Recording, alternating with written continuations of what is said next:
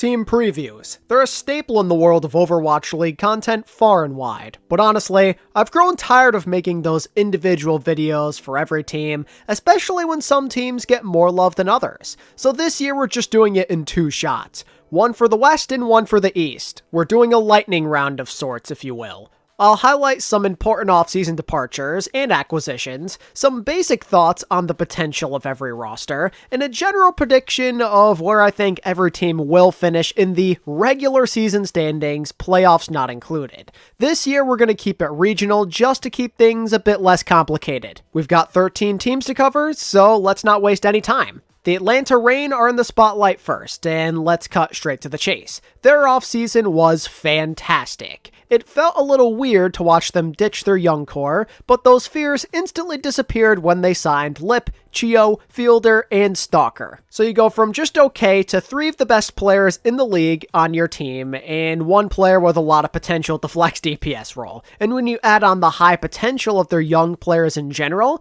you've got one scary team. Atlanta Reign have the making of a championship level roster. You have so many borderline MVPs, and it's just so stacked from top to bottom. There really is no weakness, maybe outside of tank potentially, and even then they're still in pretty decent shape. Although aside from the tank line, maybe you have some questions about head coach and how Gator does in his first year there. There are legitimate concerns that could arise depending on meta and how clutch they are and everything, and we'll have to see how they respond to adversity, of course, but given the sheer amount of players who are literally either in the prime of their career or just have insane potential, I'd like to think they manage. When you're working with quite arguably the best backline in Overwatch, plus Lip, you'd expect them to figure things out. This is basically a championship or bust roster. They are all in right now, and I expect the final result to reflect upon this, as my regular season projection for the Atlanta Reign is top 4 or better. They're just too dangerous to be doing anything less. The Boston Uprising, another team with reasonably high expectations in the loaded Western Conference. The Uprising had quite the culture change this offseason, finally breaking away from the clutches of Huck and actually spending money to go from a mid-roster to one of the most interesting in the league. It's full of former champions and superstar talent, and it's just a really good roster with a stable foundation at both tank and support.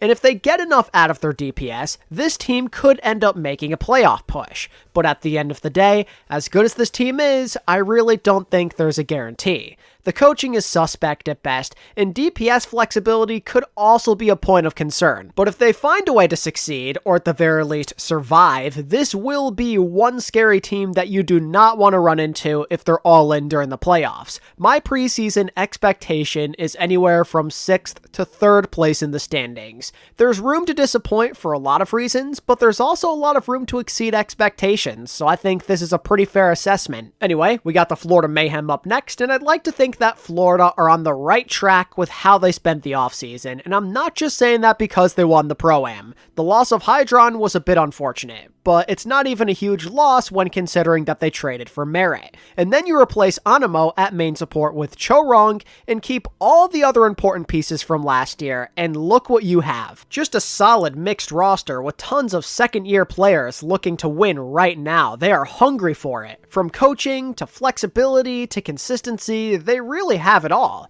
And so many of their guys could possibly take the leap to another level to become bona fide league superstars. The Mayhem had one of the most underrated and underappreciated off seasons. They really made a lot of power moves right under everyone's nose. They stack up pretty well thanks to their future stars in the making, and I'd like to think that because of what they have going for themselves, that they go anywhere from 6th to 3rd place in the West. They're experienced and flexible enough to be effective in pretty much any situation imaginable. I will admit their lack of depth on the bench is maybe a little concerning, and there could be a few straggling metas here and there where they aren't great, and they definitely aren't favorites to win it all by any stretch, but you definitely have to keep an eye on them because maybe there is a chance that they get to that point this year. But for now, we'll move on to the Houston Outlaws, and that's another team who made quite the ruckus this offseason. Houston already had a great foundation in place at the end of last year, but clearly they wanted more, so while it hurt to say goodbye to Dante as well as Merit,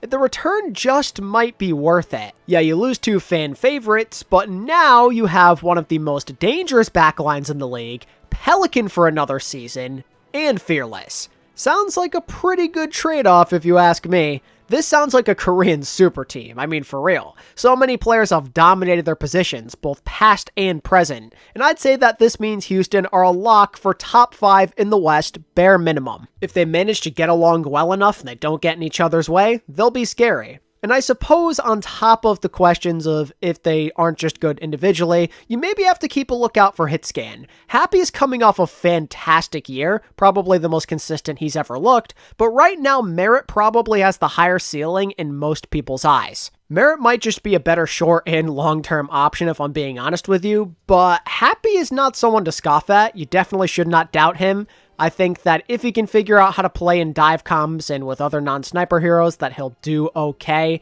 If he figures that out and he manages to stay consistent, I think a lot of things will go right for Houston. I think with how stacked they are, they can perhaps maybe cover up some of those potential weaknesses, and they can make up for it with their strengths. From top to bottom, they have everything you need, and they should be one of the clutchest, most competitive teams in the league. The LA Gladiators. One of the bigger points of interest this offseason, I'd say. They gained some good pieces, and in return lost a few excellent ones. The Shu and Reiner losses feel significant. Shu, I mean, no introduction needed, one of the best flex supports in the game, and to a certain extent, you're going to miss him. What he brings to that position is unrivaled, but I will say that Lastro and Babel, however the heck you say his name, is definitely not a horrible backup plan. They're not as good as Shu individually, but together they might just be worth giving your respect to.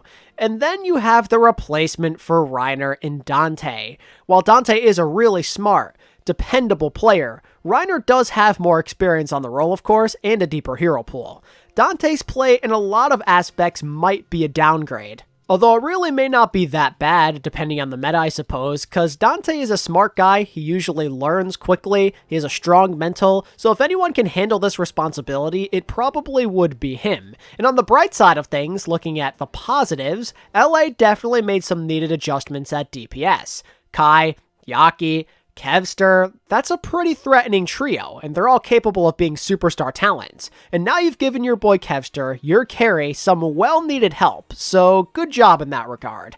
LA on paper, I think, could still be pretty good, even after the downgrades. There's not really a bad player on this roster. I mean, concerns or not, Babel, Lastro, Dante, they could all still be solid players at their positions. It's just that winning games feels like it will be more difficult because of some of those downgrades they made. It might be a bit harder to remain at the top, especially with some of their competition just getting a lot better. So for that, my projection for LA Gladiators is anywhere from 5th through 8th place. The Glads are going to have to work extra hard to get their wins this year. This will not be a walk in the park like the first half of last year. Winning games in the clutch is going to be less common, especially if Kevster can't get it going. And you have to wonder, in those situations, will the Glads be able to hold on? It's a lot of unanswered questions for sure, which is why I don't think it's worth ranking them at the tippity top. But that does not mean that they won't be a competitive, fun roster that can make some runs, as Kevster is still a god, and I think so long as he's still on that team, there's always going to be a chance. The LA Valiant. Man, it feels weird talking about them in this region again. But yeah, the battle for LA is back for the first time in 3 years. The Valiant made the choice, if you did not know, to move back to North America for the upcoming year,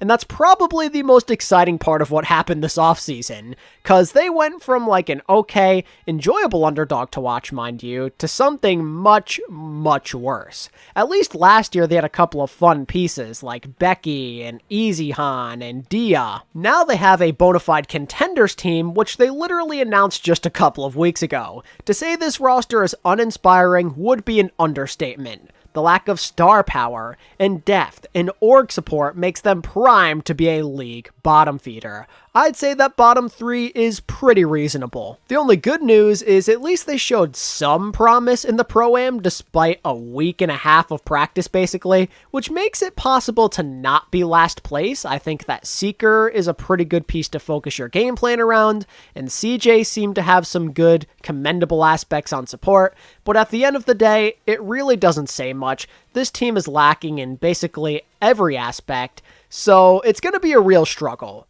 Welcome back to the West. The London Spitfire. A relatively quiet offseason for Aces High. Not much lost, but not much gained. They're no worse than last year, I'd say, but it's not like they really got any better aside from experience and maybe confidence, I guess. The coaching is still excellent, Hottie's a good player to build your strategy around, and you still have Sparker, but when push comes to shove, it's all about progression. Not doing much of anything while many of your rivals are making gains makes you wonder if they can stay at the top. It sounds like a sign that they could be falling behind.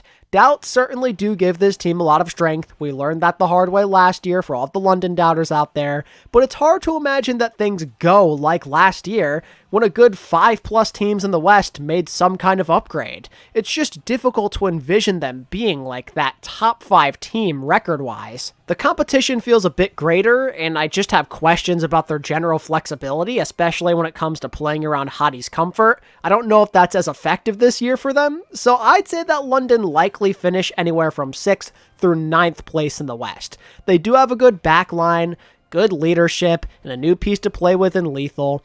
I think they definitely still have some upset potential. I just don't know if they have it in them to make a run like what we saw last year. Anyway, let's talk NYXL. To me, this team feels, well, weird. Things obviously needed to change this offseason. Cleaning house was very necessary, and I'd say aside from losing Yaki, there's really not much disappointment in that. The only thing is, the new roster in place of it feels a bit all over the place. It's good that they got Kellen back in there, I'll admit that. I think he has a bit too much potential to give up on only after 1 year, when the team you gave him last year was crap. And I'm a fan of bringing in Fitz, Creative, and even Shockwave. They're proven veterans, and you know that they can make a difference. But when you combine all of these players together, you worry about the clarity and the bigger picture, and who ends up synergizing with who. Can they really build a bond when they're all so over the place, and when New York aren't really setting them up to succeed? How do they do with a mixed backline as well? What happens with that DPS rotation? And add in a lack of coaching in an org that's fallen from grace, and your hopes are not exactly high. On the bright side though, again, individually, a lot of their players have high peaks or have shown massive potential, and if they start to figure some stuff out, they are capable of being respectable. You're not expecting a playoff push or even top half of the league, but with enough confidence, I'd say that middle of the pack is pretty possible for this group. My projection for New York Excelsior is anywhere from 12th through 8th place. My fear is there's this divide that ends up costing them some wins. That's just the vibe I'm getting from this group. They could still be a lot better than last year though, but again, it's not like the bar is being set all that high. The San Francisco Shock. Let's just cut straight to the chase. The Shock had an amazing offseason, one of the best in the league. When you surround Proper with all teammates that he has won championships with during contenders, you're feeling pretty good if you're a Shock fan. This team has crazy potential, great synergy, and god-tier coaching. What more could you really ask for? That's as productive as an offseason as anybody else. Now, losing big names like Kaluj and especially Violet is really unfortunate. Violet's been the leader and focal point of this franchise since 2019. He's been there through it all, and saying goodbye to him is never easy, saying goodbye to the final piece of the past, but his chapter definitely needed to end so you could fully embrace this new one, and that they did. Max, Junbin, Heesang, Vindame, that's the exact kind of roster you want surrounding your star Proper. He needed some additional help, and he got it. Their 3 rookies were some of the biggest names on the market, and Vindame was a top-tier player at his position in Season 5. This kind of roster can actually fend for itself outside of Proper, but also enable him in ways that the mixed roster last year could not. Just having another potential big-name playmaker on your DPS line and Heesang lining up next to Proper helps him out a lot. And if the Shock can beat you in ways that extend beyond this one man, they're gonna be a major problem. So I'd say Shock are basically a lock to be top 4 bare minimum. When Proper's on your team, you're just gonna be one of the best. It's just a matter if such a young roster can live up to expectations. And how did the Shock do without a dedicated hit scan or third support player? Proper can play anything, so maybe he'll address the hit scan situation no problem, but in some situations you might not want him on hit scan. And when that happens, what do you do? On the bright side, this team is full of smart, motivated young players with an all-time great head coach, which means that in all likelihood, they only get stronger as time goes on. Toronto Defiant. Defiant are a very interesting case. Yet again, they dumped their entire roster. What else is new? Say goodbye to your brand new trio, Hisu, Twilight, and Shorong. But this time the trade-off might actually be worth it, cause now they have nearly the entire American Tornado core, plus Sir Majed. For those of you who aren't familiar, American Tornado dominated the North American contender scene for years, and many of those exact players had promising rookie seasons in 2022. Kaluge, Hydron, Ultraviolet, we're talking some of the best players in North America, and we still don't even know what the ceiling is of like Speedily, for example. Between the star players, Close Bond, and Crazy Confidence, Defiant are looking like a pretty scary dark horse. Dominance and contenders, but not proven yet playing together in OWL. We've seen that story a lot of times with mixed results, but just knowing that we've seen them play well at the OWL level already makes you feel pretty good about their chances of being on the same team together. That synergy of theirs is going to give a lot of good teams a real headache. What they lack in some places could be made up for with this unyielding sense of confidence, and I'd say that makes Defiant anywhere from a 4th place to an 8th place team.